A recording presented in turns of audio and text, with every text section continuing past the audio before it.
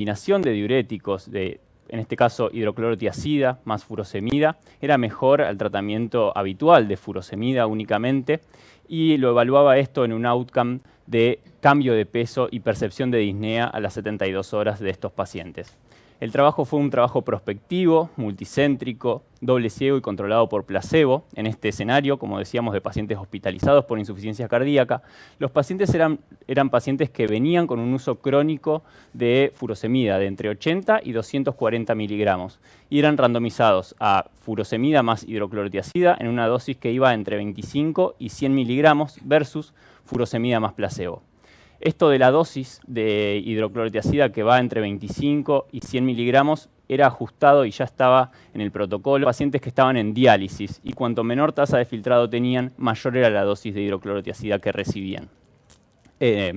Por todas estas características, los pacientes que se incluyeron fueron pacientes añosos que tenían alrededor de una media de 83 años, que eran bastante comórbidos y que se encontraban con disnea en clase funcional 3. Como dijimos, en el outcome primario encontraron una diferencia estadísticamente significativa en el cambio de peso a las 72 horas. Sin embargo, esto fue a costas de un empeoramiento de la función renal y de hipocalemia en estos pacientes. Los autores concluyeron que agregar la combinación de hidroclorotiazida más furosemida a los pacientes con insuficiencia cardíaca aguda era una estrategia adecuada para mejorar la eficiencia diurética. ¿Sí? Bueno, entonces, avanzando y cambiando un poco de tema, también durante el año pasado se presentaron los estudios PUSH y ENACT.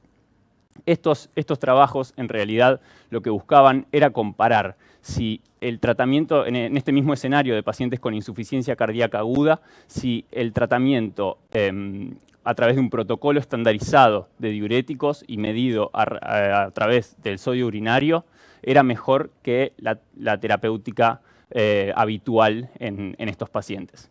Entonces, como para desarrollar un poquito cada uno, el ensayo ENACT, que fue un ensayo que no fue randomizado, fue abierto y multicéntrico de pacientes hospitalizados por insuficiencia cardíaca aguda.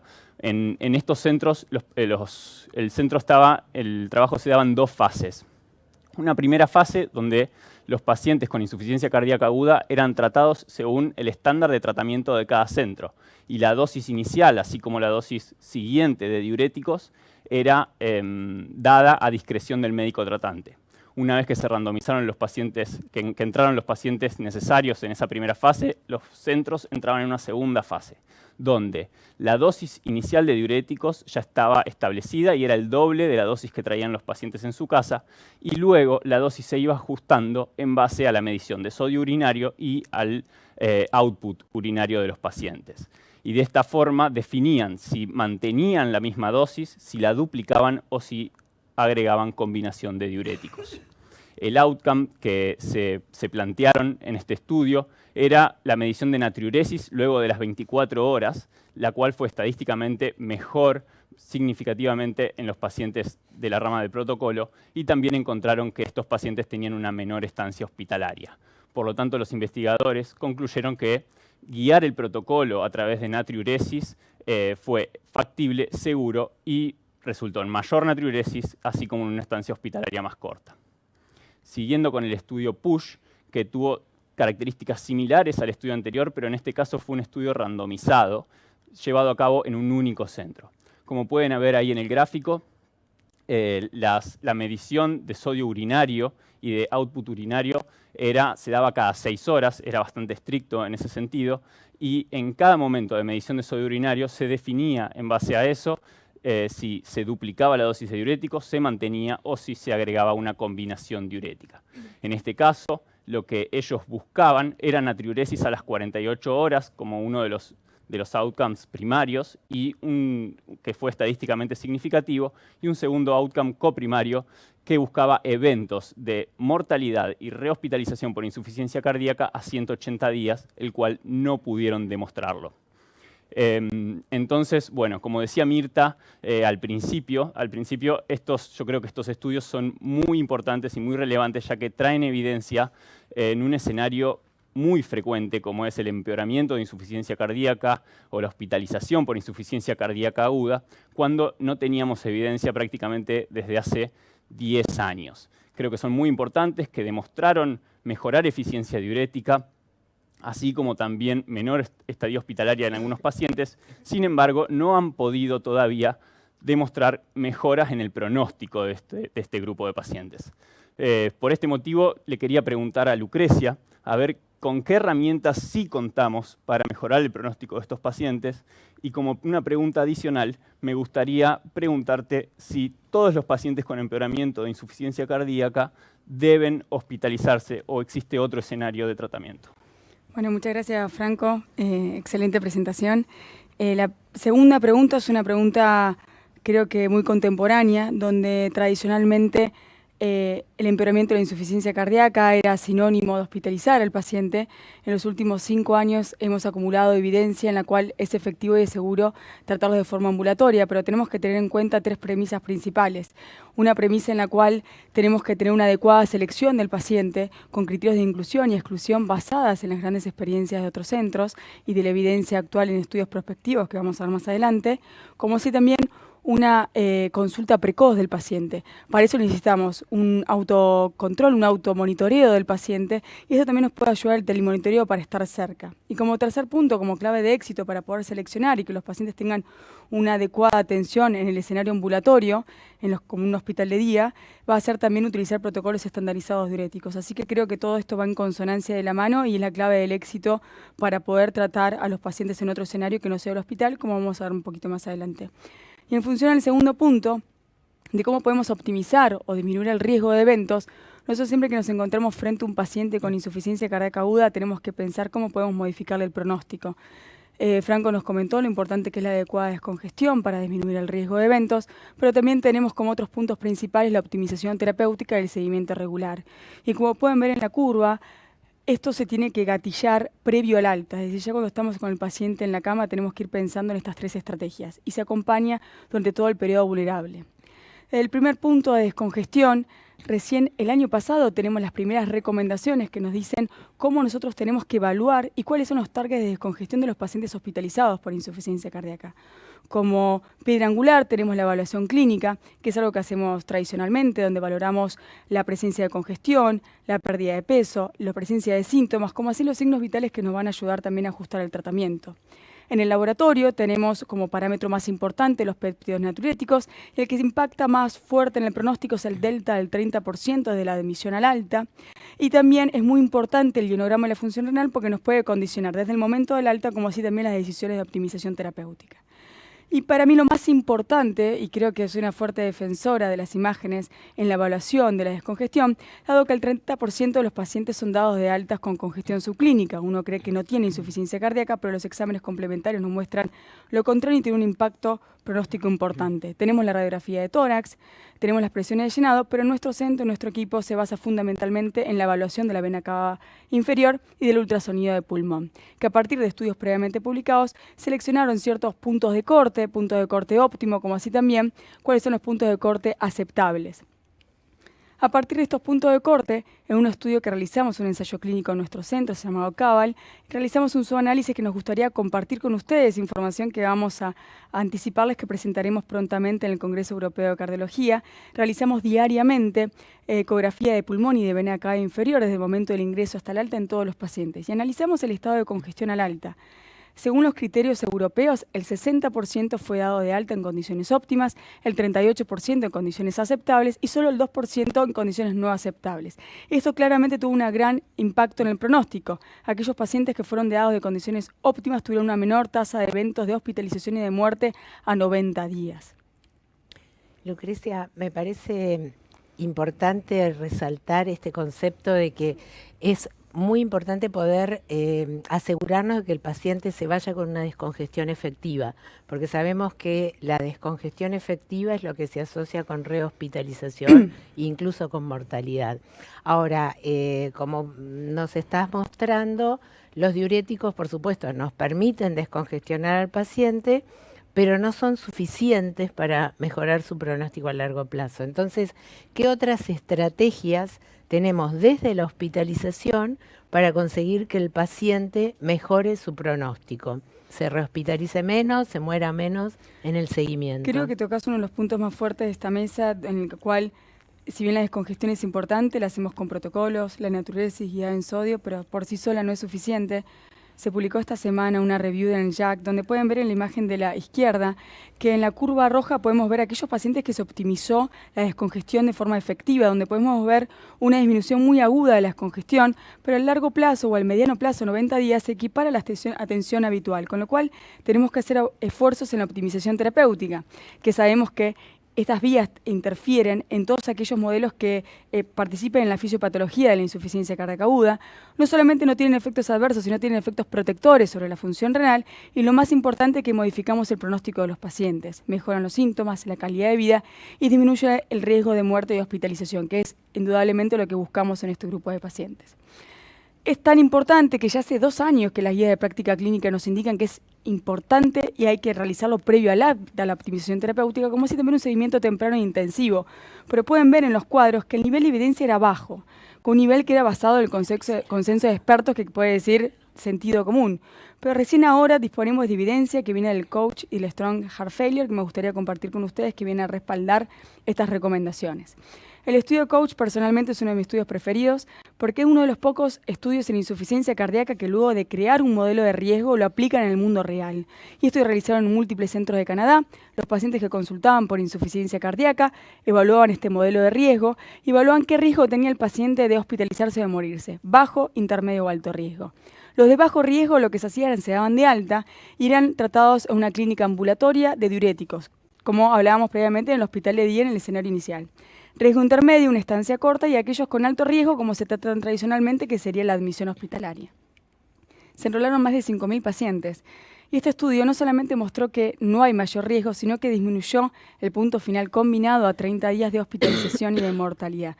Con lo cual, este mensaje de seleccionar a los pacientes de una forma objetiva y basada en la evidencia de cuáles son aquellos pacientes que se pueden tratar de forma segura en el escenario ambulatorio, creo que es una de las claves en esta sesión que me gustaría transmitirles.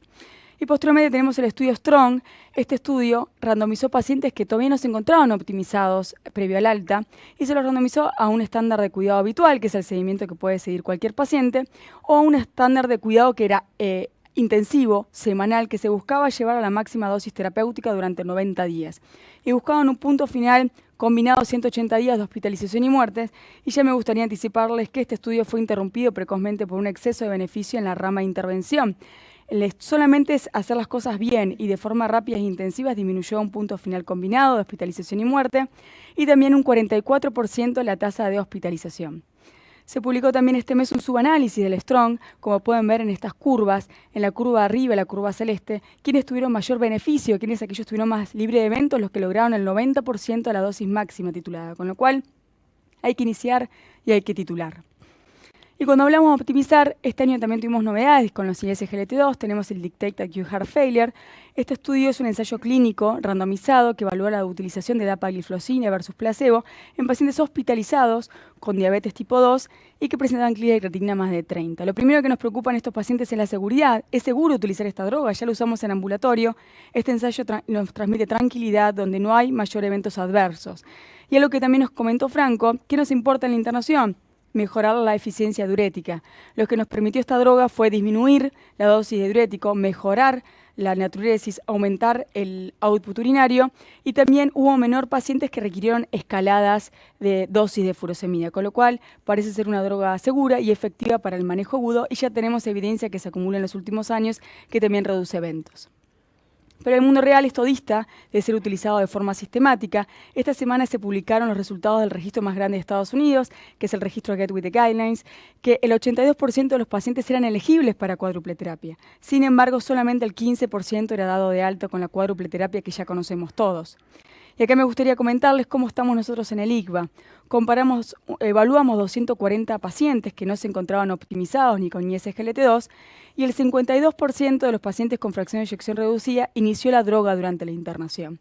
En la figura izquierda pueden ver que aquellos pacientes que no iniciaron la droga, solamente en el 15% fue iniciada a los 90 días, con lo cual esto es una alarma que la internación es un momento de oro para optimizar el paciente y hay una cierta inercia terapéutica posterior. Y como ya nos ha mostrado en múltiples ensayos, no estamos demostrando nada nuevo, aquellos pacientes que recibieron ISGLT2 precozmente durante la internación tuvieron una menor tasa de eventos a 90 días. Esto refleja un poco lo intensivos que somos durante la internación, cómo solemos manejarnos, pero aquí me gustaría preguntarle puntualmente a Antonella, que es una de las fellows del servicio que frecuentemente recorre la sala y ve estos pacientes, cómo nosotros bajamos toda esta información en el cuidado de los pacientes y qué herramientas utilizamos para poder optimizar y guiar el tratamiento. Bien, lo que utilizamos frecuentemente en la práctica diaria, en los pacientes desde el momento en que se inician la hospitalización, tenemos la herramienta que se denomina camino crítico, ¿sí? Mediante esta herramienta lo que podemos hacer es establecer objetivos diarios, evaluar la hospitalización precoz de los pacientes. Aprovechamos este momento, obviamente, para favorecer la educación de la patología y, por supuesto, el punto clave de esto es la optimización terapéutica del tratamiento, en el cual inclusive al inicio de la epicrisis tenemos un checklist en el cual vamos reevaluando ítem por ítem que el paciente vaya lo mejor medicado posible. Y a su vez pautamos ya previo al alta del paciente lo que es el control precoz, que lo hacemos generalmente en consultorio, o también tenemos la herramienta del ISE Lounge, que es nuestro sector de insuficiencia cardíaca ambulatoria, donde lo vemos de manera pronta para asegurar el seguimiento. Gracias, Antonella. Gracias, Lucrecia. Creo que el mensaje quedó muy claro. Necesitamos en los pacientes que empeoran su insuficiencia cardíaca ser muy efectivos en la descongestión y ser muy agresivos en el inicio y la titulación de la medicación recomendada por guías. Me parece un mensaje importante.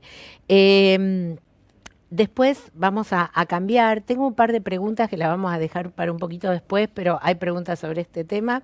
Ya retomamos eso. Y ahora, cambiando de escenario clínico, me gustaría ir al escenario de la insuficiencia cardíaca con fracción de eyección preservada, que este año tuvimos novedades, hay cambios de posicionamientos en las guías. ¿Nos podés contar, Rocío? Sí, por supuesto, Mirta, tal cual decís, tenemos novedades este año, principalmente creo yo la más importante, sobre todo en el grupo de pacientes con insuficiencia cardíaca con fracción de eyección preservada, que la verdad es que es un grupo en el que contamos con escasas herramientas y ninguna de ellas hasta ahora había demostrado cambiar el pronóstico de estos pacientes. En la actualización de la Guía de Práctica Clínica de Insuficiencia Cardíaca Europea, que se publicó en el 2023, el uso de inhibidores de SGLT2, puntualmente de dapagliflozina y empagliflozina, tomó una recomendación de clase 1A. Esto es independientemente, me gustaría hacer hincapié en esto, del antecedente o no de que el paciente tenga diabetes. Probablemente esto, este cambio en la guía y este nivel de recomendación se deba a los resultados prometedores de dos de los estudios más importantes publicados en los últimos 2 años, que son el Emperor Preserved y el estudio de Liver, cada uno con cada una de estas 2 drogas que mencioné al principio y que ahora brevemente me gustaría repasar con ustedes, pero probablemente la audiencia los haya escuchado. Pero bueno, el Emperor Preserved es el estudio que utilizó la empagliflozina versus placebo en pacientes con fracción de eyección levemente reducida o preservada, es decir, FEBI mayor al 40%, con insuficiencia cardíaca y con péptidos elevados.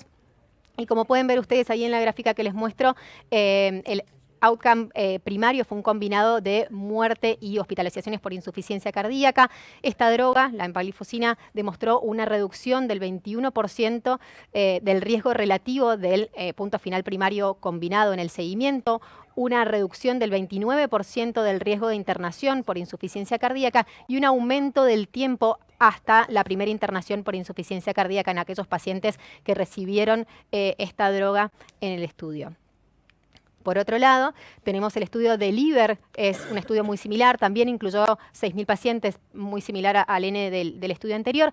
En este, la droga utilizada fue la dapagliflozina comparado con placebo. También se incluyeron a pacientes con fracción de eyección mayor al 40%, es decir, levemente reducida o preservada, con alteración estructural y péptidos natriuréticos elevados. El punto final fue muy similar, es un compuesto de empeoramiento de insuficiencia cardíaca y muerte cardiovascular.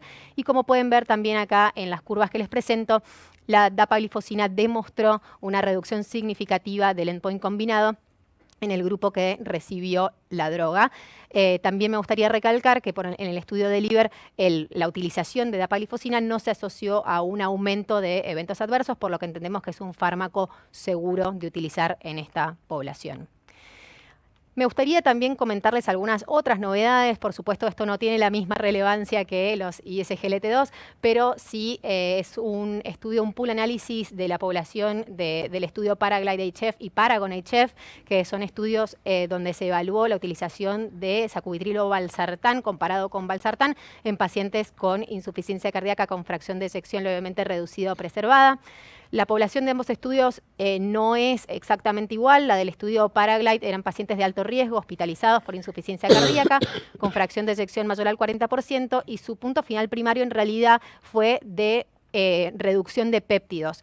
El estudio no estaba hecho y no tenía la potencia como para demostrar cambios en endpoints clínicos. Sí demostró una reducción de péptidos. Y por otro lado, el estudio Paragon-HF, que incluyó a pacientes con fracción de eyección mayor al 45%, que sí tuvo un punto final primario clínico de internaciones por IC y muerte cardiovascular, pero que no demostró un beneficio de esta droga. Este pool análisis lo que hizo fue tomar una población similar de ambos estudios y evaluar un punto final combinado también de hospitalizaciones y muerte cardiovascular en este grupo de pacientes, y como pueden ver ahí en las curvas, el uso de sacubitrilo/valsartán se asoció a un beneficio en cuanto al endpoint primario en esta población. Sí quisiera, obviamente, volver a aclararles que esta evidencia, por supuesto, no es suficiente ni para cambiar nuestra práctica clínica diaria, como sí lo fue en los ISGLT2, los resultados de los estudios que les mostré recién, y tampoco esto se ha traducido aún en un cambio en las guías, porque por supuesto carece del poder para cambiar las recomendaciones de las guías. Muchas gracias, Rocío. Te quiero hacer una pregunta, Mirta, siguiendo la línea de insuficiencia cardíaca con fe preservada. Quisiera saber qué pensás acerca del tratamiento médico en esta patología según los fenotipos que hoy conocemos. Bueno, yo lo primero que quiero decir respecto de los fenotipos o fenogrupos en insuficiencia cardíaca con fracción de eyección preservada, creo que son desarrollos intelectuales muy interesantes que se basan en la limitación terapéutica que teníamos. Venimos de 30 años de éxitos en el tratamiento de la fracción de eyección reducida y de 30 años de fracaso en la preservada hasta los estudios con ISGLT2. Entonces, lo que intentábamos entender es por qué sucedía esto, y haciendo mucho hincapié en algo que es verdad, que es la heterogeneidad de la población de insuficiencia cardíaca con fracción de eyección preservada. Entonces, muchos autores, esto es solamente, por ejemplo, uno de los primeros trabajos de fenotipo, que es el de Ya, mostraban que si uno incluía en un modelo en general de machine learning o de inteligencia artificial muchísimas variables clínicas, ecocardiográficas, de datos de biomarcadores y laboratorios, encontraba diferentes fenogrupos que lo que sí fue claro es que tienen diferente pronóstico. Esto fue uno, como digo, los estudios iniciales. Este es el estudio con espironolactona, donde también encuentra 3 fenogrupos con diferente pronóstico. Hay un estudio sueco que habla de 6 fenogrupos.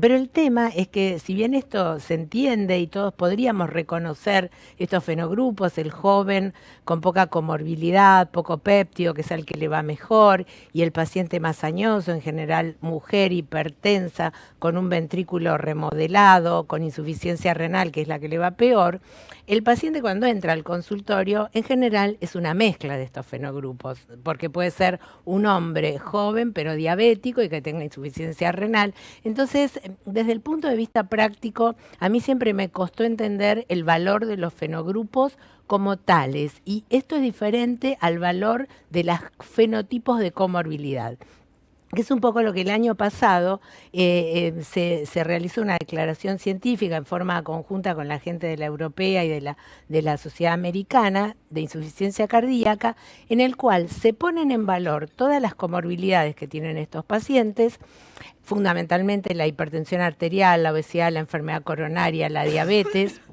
la insuficiencia renal, el déficit de hierro, y entonces en estos pacientes, luego del tratamiento base, que es lo que comentó Rocío, o sea, los pacientes con fracción de eyección preservada, con insuficiencia cardíaca, deben recibir ISGLT2, que son las drogas que independientemente de todos estos subgrupos mostraron beneficio, porque no hubo diferencias ni en edad, ni en la condición de diabetes, ni en el sexo, en los subgrupos de los trabajos. Entonces, pero analizando este fenotipo comórbido predominante, podemos entonces sumar intervenciones terapéuticas. Si tiene déficit de hierro, le podemos dar hierro. Si tiene fibrilación auricular, discutir si corresponde un control de ritmo, y etcétera, ¿no? Y entonces acá hay un fenotipo que también a mí me parece muy interesante por los resultados que se presentaron este año, que es el de la obesidad. Entonces, me gustaría preguntarte, Rocío, en estos pacientes con fracción de eyección preservada y obesidad, ¿qué tenemos para ofrecerle, además de los ISGLT2? Bueno, como novedad también tenemos en este puntual grupo de pacientes, se publicó en el europeo del 2023 el estudio del STEP Heart Failure with Preserved Ejection Fraction, donde estos pacientes se aleatorizaron a recibir semaglutide 2.4 miligramos una vez por semana comparado con placebo. Los pacientes incluidos tenían fracción de eyección mayor o igual al 45% y un índice de masa corporal mayor o igual a 30 kilogramos por metro cuadrado. Todos ellos eran pacientes con síntomas de insuficiencia cardíaca, con cuestionarios de síntomas de insuficiencia cardíaca y limitación física de Kansas menor a 90 puntos y con evidencia de presiones de llenado elevadas, por lo que uno podría entender que eran pacientes realmente enfermos, por decirlo de alguna manera. Y el punto final es un coprimario de cambios en los síntomas de insuficiencia cardíaca y limitación física objetivados por el cuestionario de Kansas y los cambios en el peso en el seguimiento a 52 semanas. Y como pueden ver, el uso de semaglutide una vez por semana de 2.5 miligramos comparado con placebo demostró una reducción significativa de los 2 puntos finales primarios en este grupo de pacientes con obesidad. Y acá me gustaría recalcar un poco lo que decías, Mirta, que digamos, en el escenario de pacientes con insuficiencia cardíaca con fracción de eyección preservada, donde las herramientas que tenemos son escasas, ahora por suerte tenemos los ISGLT2, es sumar una nueva herramienta, al menos en un fenotipo particular, como sea en aquellos pacientes con obesidad o índices de masa corporal al menos mayor o igual al 35%, como fue incluido en este caso. La verdad es que es muy valioso porque digamos, nos da una herramienta más para poder ayudar a estos pacientes donde hasta ahora hemos tenido muy escuetas herramientas. Genial. Bueno, creo que estas son las novedades en fracción de eyección preservada, muy valiosas porque es la primera vez que tenemos evidencia de un grupo de fármacos que mejora la morbimortalidad de los pacientes. Y por último, me gustaría pasar a novedades en terapias eléctricas, también algunos resultados que a mí en lo puntual me sorprendieron mucho de los pacientes con insuficiencia cardíaca avanzada, y te pido, Antonella, si nos podés contar. Bien, sí, lo que